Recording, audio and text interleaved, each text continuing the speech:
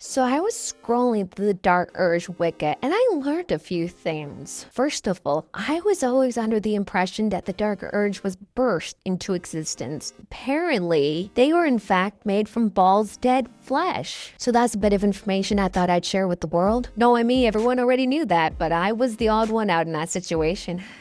Great. Anyway, the second bit of information, according to the unique dialogue section, long resting early in the act can give you hints at the character's true nature. The hints given are dependent on the character's race and class, providing a lore-friendly explanation of each. So I figured I'd go through every single race and every single class and hear the unique dialogue for each. I'm not even kidding you, I restarted the game 23 times just so I could hear all the dialogue, so enjoy. Hey, editing Sunny here. I just realized my dumbass forgot to provide some context when I first made my intro, so I'm going to rectify that by providing some now. I'm almost certain 90% of you already know how to get this scene if you've played the Dark Urge, but on the off chance you don't know, the moment I crack my eyeballs open after getting yeeted off the Nautiloid, I went to camp. I'm pretty sure you can get this scene even if you have companions in your camp, but I didn't need them for the scene, so I didn't bother getting them. Anyway, when you long rest, this is what happens.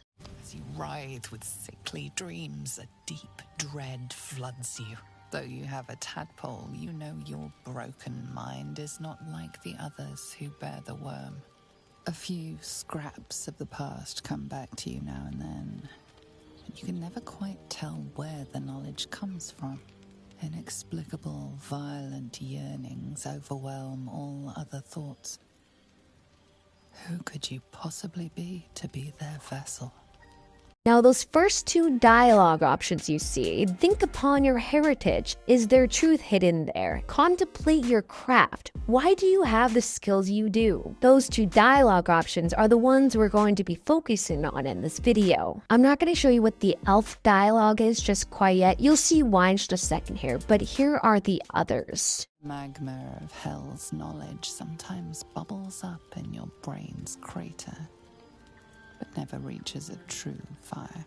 Images of the Underdark's famed torments sometimes flicker in your head, but your place amongst your kin seems long lost. You have been fighting since birth, such as Vlaakith preaches, but you feel little connection to any Kresh, barely a call to your queen. The comforts of the mine, a simple life.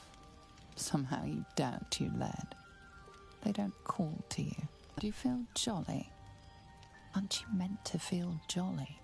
You don't make a very good gnome. The ancestral knowledge of your dragon clan is diluted amid the liquid hate in your blood. Those were the only ones with a unique dialogue associated with the race. The rest have the same one, which is the following. Your kinsfolk are found everywhere, aren't they? It doesn't narrow much down.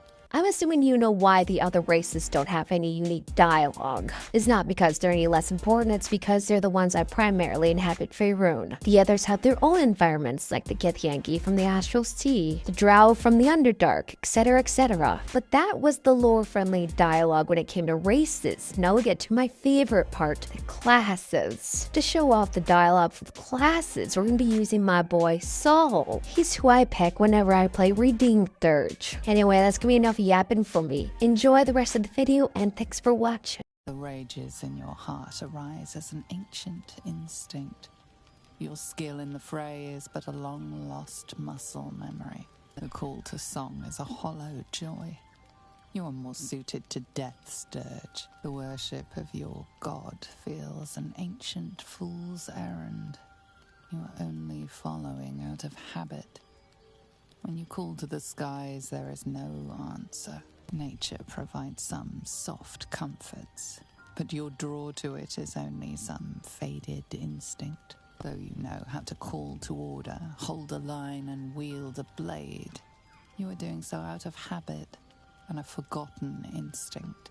For a monk, you do hyperventilate an awful lot. Both you awoke with is some faded instinct.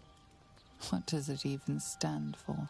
Frost of the mountain, the sand of the beach, the mulch of the swamp. There are hints of the trails left, but they are far away. Friend of daggers, All your skills match those of a hot-blooded killer. Fortunate your sorceries come from your instincts and not your mangled head. The deal you made with your patron still stands, but they are in your magics, not in your mind. Your education, your knack for your spells is only present as some distant instinct.